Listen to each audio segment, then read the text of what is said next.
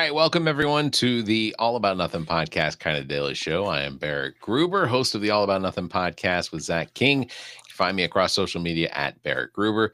With me is the host of podcast Black, White, and Blue in the South with Dr. Jamil Brooks, Mr. Bill Kimler. Follow him across all social media at Political Bill SC. If you want to participate in the show, you can chat with us on YouTube, Twitch, or Facebook. You can find links at the top of our webpage, theallaboutnothing.com. Good evening. What? We're on Twitch? We are on Twitch. Yeah. I didn't know that. Yeah, we're on Twitch. Twitch. That's one platform I have never just decided to try. I have nothing to do with Twitch. It is it's one of the least compelling of them, but there's somebody out there that watches at least one Isn't it person Twitch on like Twitch. for gamers? Yeah, but I see podcasters go out there and they put on shows, so I'll use it. So Thanksgiving, a couple days away, right? Yeah. Are you guys planning a festive get together, or is this gonna be low key? No, we had our get together on Saturday. Okay. My wife's mom is not doing so good. She's kind of in one of those last end stages of life, and so we held a big Thanksgiving final meal with the extended family down here. And I didn't even know if she was even aware she was there, but we all gathered together, had a nice time. Yeah. But I think otherwise the regular Thanksgiving day is subdued. Normally we go up to New Jersey, spend it with my mom and family, etc., but not with the health being the way it is. We're not making the trip. We're staying nearby. Okay. Well, that's nice though, too, because not to put a bummer on your own plans. What are you doing Thanksgiving? My wife's family comes into town, and we celebrate. You prepared? Mentally? Yes, yes, for sure. It's always a good event. The food is fantastic. My wife's brother-in-law, he does a couple turkeys, sometimes at least two. But I mean, it's a huge spread. And everybody has a really good time. The food's fantastic. Between my sister-in-law and my wife's brother-in-law, they put on a fantastic spread. So, is it at your house or do you go elsewhere? No, it's over at their house. They live close by. So it's always very good. So are we recording Wednesday night then? Are we doing Thanksgiving Eve? Yeah, sure. All right. Yeah, we can. That'll be our thankful issue. Do we need to dress like pilgrims and Indians just to be in the festive mood? If I was going to dress up as some of the village people, I think that I'd probably go with the construction worker, if I'm being honest. I'm the leather guy. Yes. Real quick, I do have one announcement, and this one. Oh, good. I'll grab another bite then while you announce. This one will run through the first week or so of December. I want to let everybody know about a great community event coming up in Irmo, South Carolina. Neighbors Helping Neighbors, along with Mary's Mobile Market, is hosting the Joy of Giving Drive on Saturday, December the 7th, from 12 to 4 p.m. at Moore Park on Eastview Drive. This event is about supporting local seniors, children, and teens with the holiday season. They'll have 2 collection tents set up to receive new gifts, comfort items, warm clothing, toys, books, hygiene products, household essentials, and gift cards, anything that can help brighten the holidays for families in need. All donations will go directly to the community. Organizations like Sharing God's Love, Gifts for Grants, Seven Oaks Senior Services, Palmetto Place, Epworth Lutheran Services, and others serving vulnerable neighbors. Julie Zimmerman and the team at Neighbors Helping Neighbors are inviting everyone, residents, businesses, churches, and community groups, to come out and donate, volunteers, or just help spread the word. Again, this is the Joy of Giving Drive, Saturday, December 7th from 12 to 4 p.m. at Moore Park in Irmo, South Carolina. If you'd like more information, you can check the show notes. You can get involved. Also, you can contact Julie Zimmerman at juliezimmermansc@gmail.com. Like I said, you can find notes in our show notes. Who's Julie Zimmerman? Why do you bring her name up? So Julie Zimmerman is a woman that I met at the protest last week. In fact, we had connected on Facebook previous to that, but I don't think that we had a actual in-person meeting that I remember. I suck at faces and names and whatnot. But she is running for one of the only Richland County seats, House seats, that is currently held by a Republican. And it is held by a Republican because it is quite literally, he is the only person that has been on the ballot for the last 5 cycles. Ooh, who is it? Do you know? He represents Amis district. I just want to know the name. I don't know the districts, but I know the names. Okay. So, but yeah. Well, Julie Zimmerman is going to be a guest on our show shortly.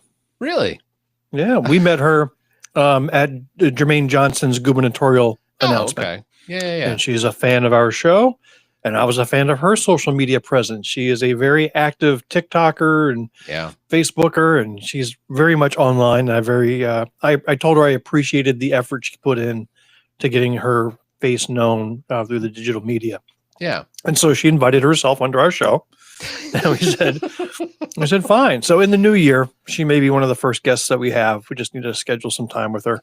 Well, that's fantastic. Yeah, we're gonna have once her campaign gets up and going full speed, we're gonna have her on the All About Nothing as well. But we've had discussions with her and Reed, another gentleman. He is running, I think, in District 87, which is adjacent to my district, 88. Reed and Julie will be on our show at the same time. Oh, that's fantastic. No, I have no idea who Reed is. I made that up. I'm figuring I'm just going to scoop you on everybody.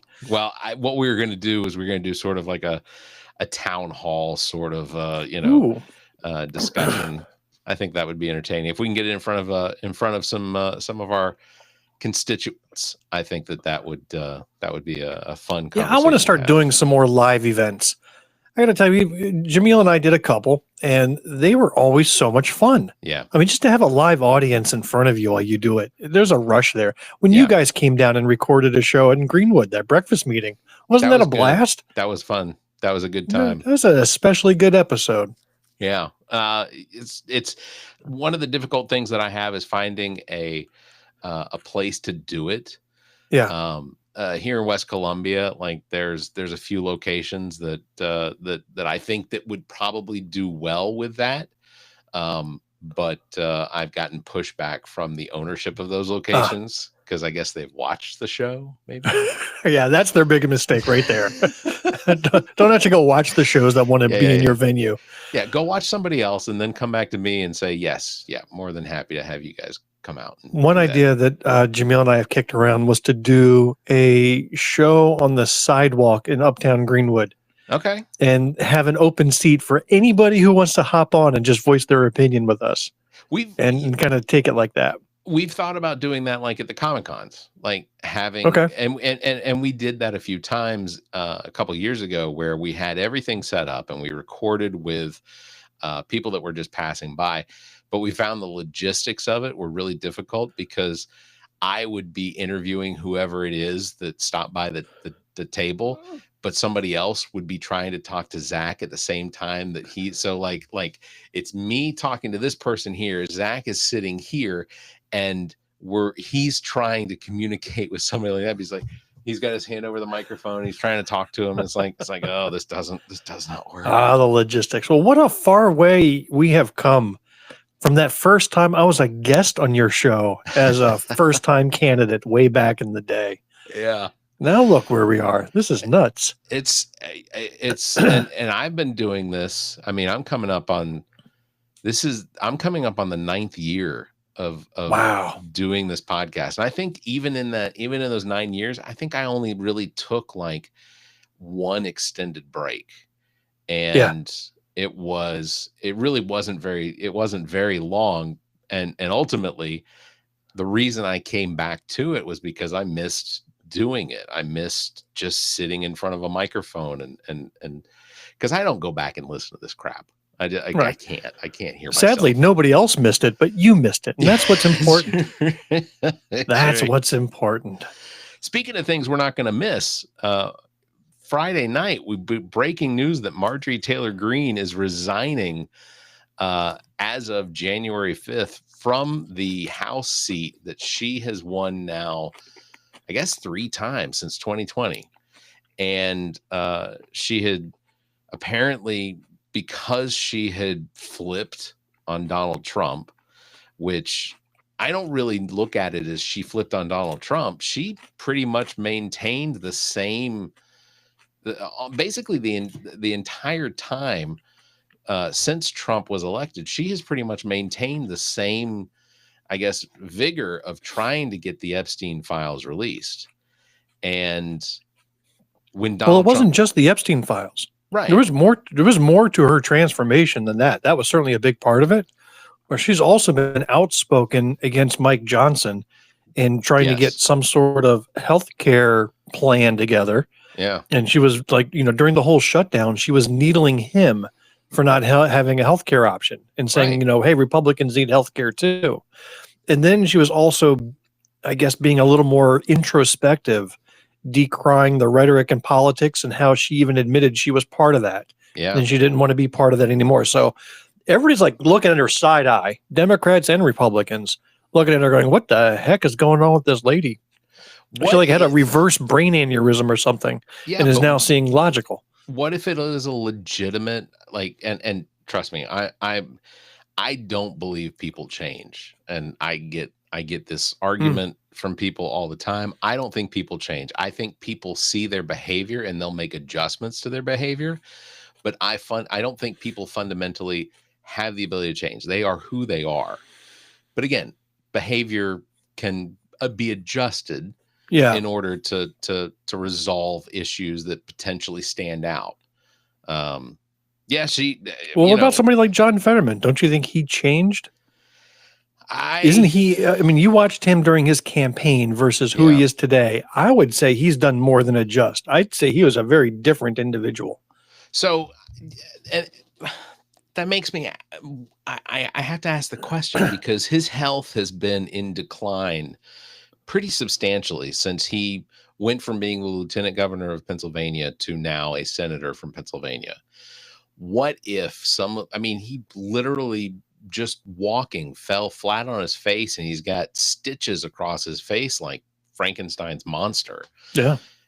Not that he wasn't that far from that visual before. He's a big man. he's an oaf. He is an oaf. But yeah, I wonder if some of the things that he has gone through over the course of the last 4 years or 3 or 4 years. You think his personality change has biological causes? Yeah.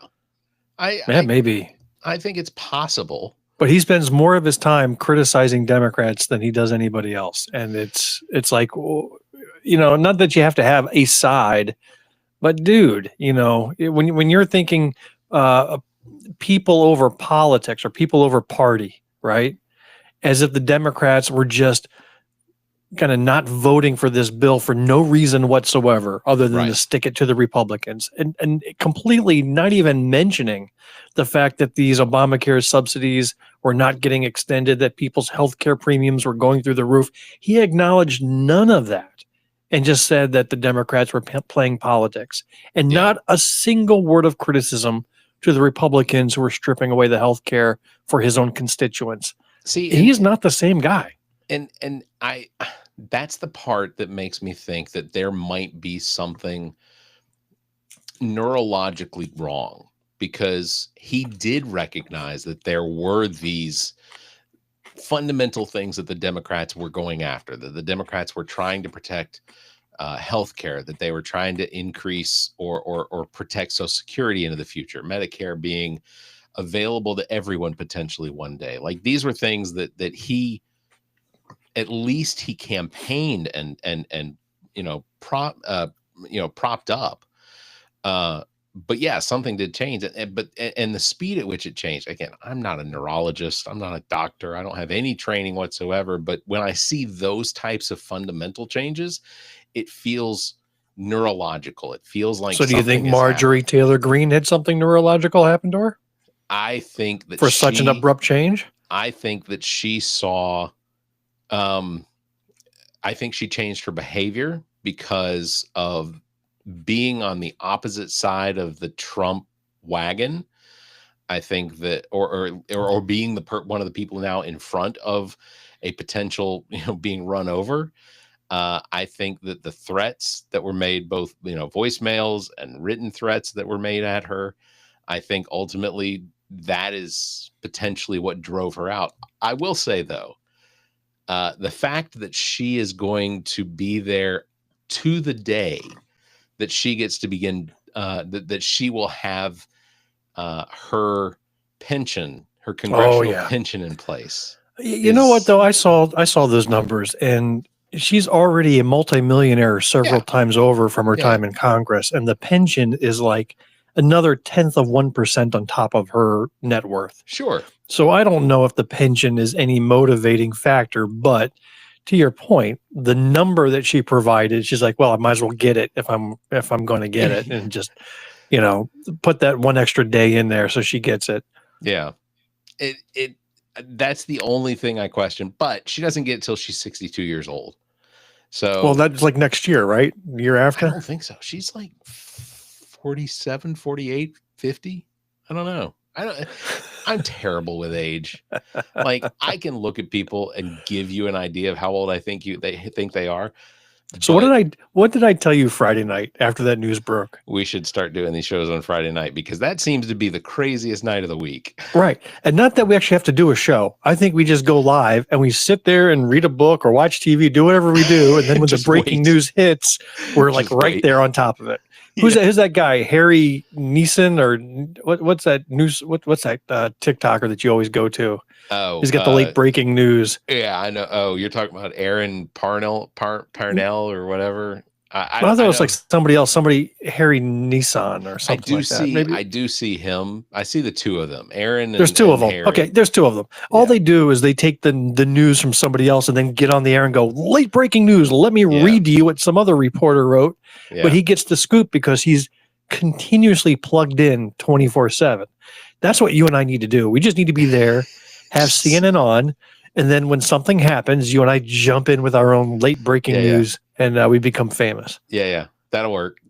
We have to create. Yeah, but I will say, to their credit, both of them, they are so quick with getting their content up that it's almost, I hear about it from them before I see it, like on CNN. Do you think they're actually pushing it out there before it actually happens? Do you think they can see 10 minutes into the future, and then they're cutting their video, and then boom, it's happening as they're saying it? I think it's more likely that I just happen to be sitting here waiting for a job to finish, and I'll pull up Instagram and go, oh, Aaron's got something important to say. Let's watch what that is. What kind of superpower would that be? If you had the ability to see just 10 minutes into the future, what could you do with that?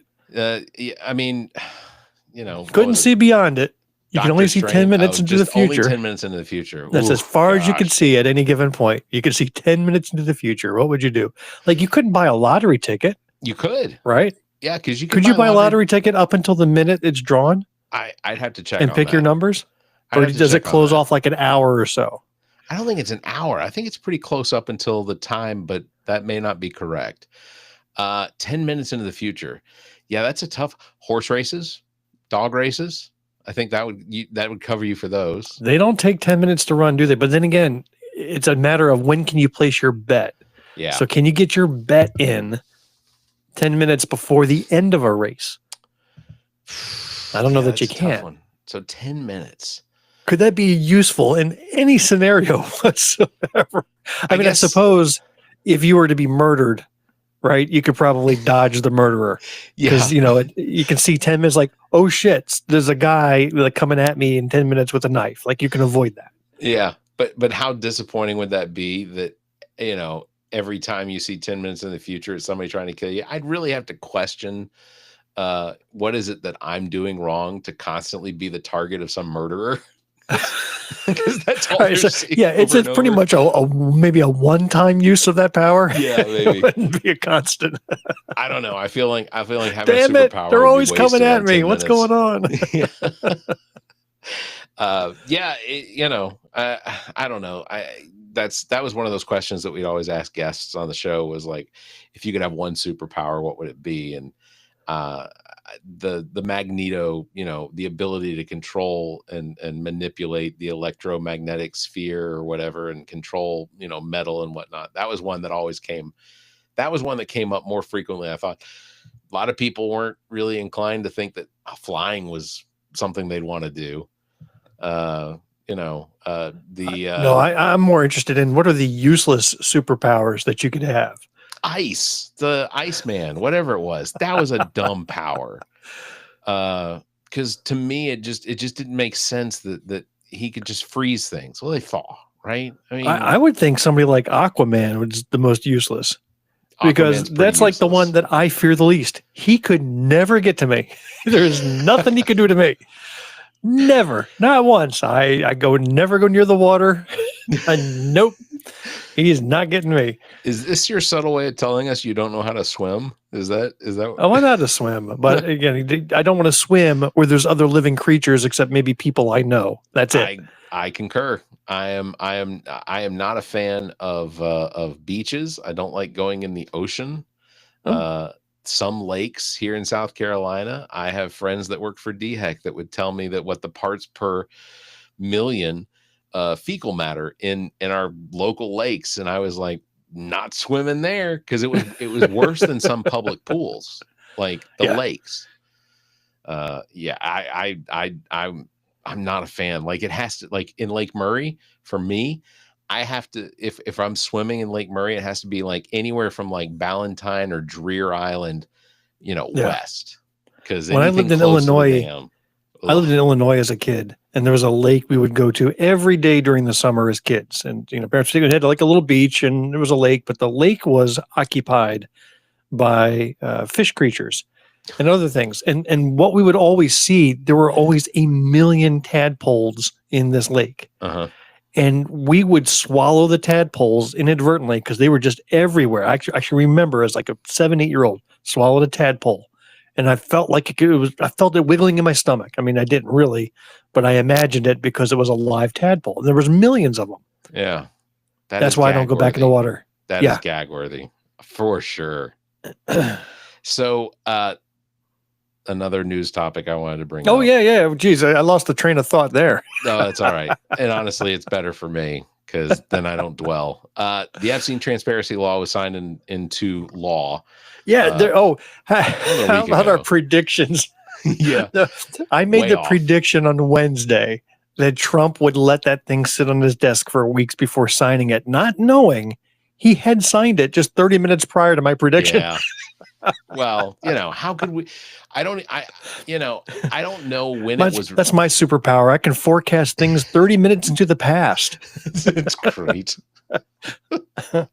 It was, it came out shortly after or shortly before the episode. And of course, before the episode goes up or we go live or start recording, I'm usually watching Seth Meyers because he early releases a closer look, and I will watch potentially for content, but is he any good? I've never watched his show. I think Seth Meyers is very good. I think it's a unique way. It's a unique way that he does his show. I only really watch for the monologues. I only watch any of the late night shows for the monologues. Like if it's a really intriguing guest or somebody that I want to see, Timothy Oliphant, when he goes on any one of these shows, I usually watch him because he's a really good guest. And I keep hoping he's going to say, yeah, we're bringing Justified I've never back. seen that show of his Justified. I've never seen it. Oh, no, I was a big fan of Deadwood. I love Deadwood. Yeah. But I've never seen Justified. One of the one of the behaviors that I think that I pick up on Timothy Oliphant almost all the time is the fact that he's always pointing with his right hand. Everything when he's talking to somebody, he's always pointing at them, or he's pointing at something over here. Like that his hand is constantly pointing. But yeah, Justified was such a good show. That was a show that was written. It was based on a short story called Fire in the Hole, which was the very first episode of Justified, but then they built an entire season off of it, and then it got picked up for another season, then it got picked up for 2 more seasons. But Elmore Leonard is a crime novelist that his books in and around Raylan Givens and things like that, those were what Justified was created from. And if you haven't seen it, I highly suggest it. I hear nothing but good things, so I'm gonna have to buckle down and get it at some point and watch it. Yeah, fantastic show. And then they did do, it wasn't a reboot, it was sort of a continuation based off of one of his books, City Primeval, that wasn't actually a Raylan Givens book. It wasn't a Raylan Givens story. It was another story off of characters that he created. But for Justified, they actually worked Raylan in to replace the main character. And on FX, the show that they produced was fantastic. I thought it was great. So, well, I don't know why you got us off track. We were talking about the Epstein files, right? And then here you are now talking about a show. What is up with this? So as of today, while the release of the files, the law has been signed. As of today, the files and associated information in the possession of the Department of Justice have not yet been released. Has a single word been released yet? Nothing? No, nothing's been released. The only thing that I know that was mentioned today, and that is that the Department of Justice has asked, I guess, whoever it was that was over the grand jury, they've asked them to release the grand jury testimony, which I would have thought would have been part of the Epstein files, but they've asked to release the grand jury testimony, or the testimony that was presented to the grand jury. I have to believe that that's got some pretty damning information, because grand juries hear witness testimony and things like that. The conversations that Epstein had recorded. We've seen bits and pieces of recordings from his depositions, but we haven't seen stuff from witnesses. I suspect that, and I don't understand, the Department of Justice up until recently has seemed to want to be the protectorate of this information so Donald Trump doesn't get implicated. But now, listen, they've renamed all the departments, like the Department of Defense is now the Department of War. Right. We can't call the Department of Justice that anymore. Do you think there's any damn justice happening in that department? What would you rename it to? The Department of Trump's lapdogs. There you go. It's all it is. I was going to say the Department of Injustice. Department of Stupidity. That's the FBI. Yeah. I don't know. Well, there does seem to also be some renewed interest into the motivations that led to the death of Jeffrey Epstein, as far as whether it was a suicide or whether it was potentially an assassination. Could you imagine Kash Patel and Pam Bondi being forced to carry water for the president, having access to all of this information? I mean, could you imagine having to be those two? I don't know what Kash Patel did besides podcasting before this, but Pam Bondi was a lawyer in Florida. She wasn't a great lawyer as far as I know. But like, she was a professional as far as the Department of Education is concerned. Because I think she was Pam Bondi was a district attorney. Right. But wasn't she a lawyer before that? Oh yeah. You were a lawyer first, and you become district attorney. But she was the one that dropped cases that were pending against Trump. Right. I think it was like Trump University or something. University, correct. And then she decided to drop it. Yeah. And that's how she became the United States Attorney General. Yeah, I think the unironic connection between Trump and Pam Bondi for that Trump University situation was the fact that as soon as the case was dropped, didn't she get like a $25,000 donation to her campaign? Yes, exactly. So to me, I place the blame on these Republican senators that went ahead and confirmed these assholes to their positions, knowing all of this. Yeah. Like, here you had a lady who dropped a case against Trump, now being appointed by Trump, who received a donation from Trump. And the Republican senators went, okay. Yeah. She's qualified. You've got our consent. It's the dumbest timeline. I keep saying it. It's just a lot of carrying water for this president. Like, ultimately, are we really carrying water, or are they just carrying his colostomy bags? I think that's what they're really carrying for this. I don't know what's in the buckets. That's for sure. But somebody's emptying the colostomy bag. We saw him try to drink a cup of water once 5 years ago, and it didn't go well for him. You mean one of these maneuvers? Yeah. He's used to a sippy cup. It makes me think that in his life, the number of times that he's actually held a cup to his face in order to, take down any water, I think that the likelihood is he's probably had some servants or something that have taken care of that for him. It's speaking of things being dropped, criminal cases and things like that. James Comey and Letitia James, they officially dropped their cases because the selection and installation of Lindsay Halligan as interim U.S. attorney for the Eastern District of Virginia was invalid, deemed by a judge. The indictment has been dismissed without prejudice, which means they could potentially bring it up. But in the case of James Comey, the statute of limitations has officially run out. So there's no case against James Comey that could be brought back up based on this. I don't get it. Like, they already had to dismiss cases involving the district attorney that they picked. They tried to put in place illegally, which I can't remember what that woman's name was. Well, I don't know all the ins and outs. All I can say is that they are really bad at this. Yeah. They're bad at it. The committing crime, they do pretty well. It's when they try to uphold the law is where they keep fudging it. They keep making mistakes. I don't know. It's just if there isn't some, like, not Roger Stone, fucking A. Stone, who's the guy that did the Goodfellas and Martin Scorsese? Martin Scorsese. There has to be a Martin Scorsese. I don't know how you got him mixed up with Roger Stone. That baffles me. They don't. I mean, Martin Short, maybe you can make that get mistaken, or Martin Scissors, you could have said, but Roger Stone, getting him mixed up with Martin Scorsese. In my head, I think they look a little similar. But there has to be a Martin Scorsese movie that's done in conjunction with, like, I don't know, Steve Martin, in order to write out, like, the funniest but most truthful story of this administration. Oh, I'm watching a great movie right now. I mean, not literally this second while you and I are talking, but I'm watching this movie called Game Change, or maybe it's Game Changer. Maybe it's just Game Change, but it's a story about John McCain and Sarah Palin. Oh, and it stars Ed Harris as John McCain and Julianne Moore as Sarah Palin. Oh, and I swear to you, it's not Julianne Moore. They actually had Sarah Palin in this movie acting as herself. Really? She was so good. It actually took me, I actually look it up and go, who is playing her?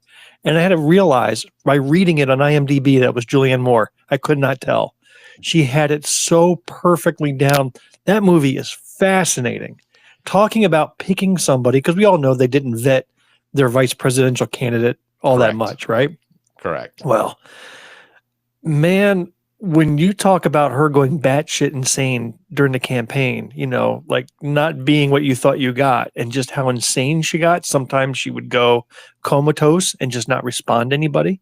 Yeah. She would just sit there and just stare catatonically, and just until everybody went away. I mean, nuts. I loved it. I loved watching every minute of this movie. Did they go into it all, the scene where she almost went off on Katie Couric for the fact that Katie Couric asked her about, you know, she absolutely did. She went off on everybody. Yeah, she went off on everybody, saying how they were all against her. Woody Harrelson is the chief of McCain's staff. He's in it. A lot of famous people. I'm gonna have to pull that one up. Great movie. I am loving the shit out of this film. The last movie, because that's a theatrical movie, or at least as far as it's a single camera, multi-camera, whatever. I started watching a documentary on who it was that killed the Montreal Expos and why the Montreal Expos moved from Montreal, and talking with, you know, people in the community and people like, genuinely, I thought that the Expos got killed off because they had low attendance. They weren't doing well. That last season that they were in Montreal, they were, if it weren't for the, if it weren't for the fact that there was a strike, I think that they probably potentially would have made the playoffs in their last year in Montreal. But even then, nobody cared. Nobody was going to their games. I loved Montreal Expos. Like, those were my teams. It was the Braves, it was Boston, it was the Montreal Expos, and then the Cubs. But like, those were the teams that I pulled for. My favorite baseball teams? Phillies. No, I just rattled them off. I don't care about baseball. All of them. I don't like baseball. Maybe the Phillies, if it's Game 7 of the World Series, they'll tune in and watch. That's fair. I get it. Baseball's not for everybody. I say the same thing every single time somebody asks me, what is it about baseball that you love? And it's, for me, it's watching how the pitchers react to every single player, the scouting report.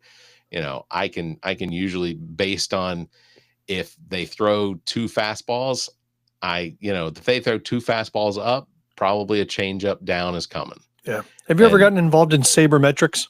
No.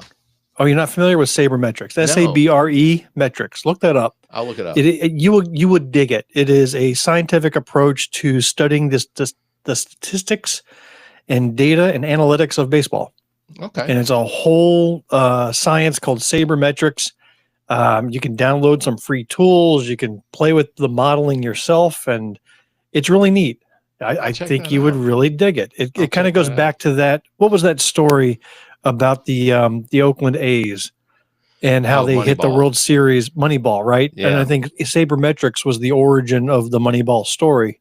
Yeah. And back in the day when I was pretending I was a data scientist, I did a whole research session on sabermetrics. And I actually found that part to be quite interesting, because if there's one sport that's full of data, it's baseball. Oh, tons of it. 100 different ways to Sunday that they figure out ways to measure stuff. Yeah. Well, the last thing I'll tell you is I am sorry about your Eagles loss to yeah, that was bad. That was rough. Yeah, I wish they had just called the game at halftime and said, we're good, and game over. Yeah, you'd been up 21-0, right? Yeah, that was a meltdown. I know it. I felt it. I felt as soon as Dallas got their first touchdown and the Eagles just were not moving the ball anywhere. Yeah. I was like, this is just a matter of time. I was dumbfounded by some of the statistics that came out about that game. The fact that Dak Prescott has some for all of his games versus the NFC East, Dallas, that at home versus the NFC East, Dak Prescott is 22-2 against NFC East opponents at home, which is just crazy to me, because I didn't think the Cowboys had won 22 games in Dak Prescott's career. I can't think of them. And that's not to knock the Dallas Cowboys. I've got plenty of other reasons to knock the Dallas Cowboys. Speaking of NFL, I noticed somebody's beard is remarkably not blue yet. No. In fact, Zach and I have acknowledged, we haven't done it on an episode yet, because we recorded this weekend we released the episode this week with John Sears of Hendricks and the Jake's Bar and Grill. Great episode, by the way. Kudos to that episode. Fascinating. Tune in, everybody. That was a good one. This weekend we recorded with Juan Velasquez of the Travel People's podcast. He is a don't tune into that one. That's a terrible episode. You can skip that one. It was fantastic. No, I haven't heard it yet. I don't know. I haven't heard it yet. Juan, in fact, towards the end of the episode, Juan talks about his own detainment by ICE recently. Ooh.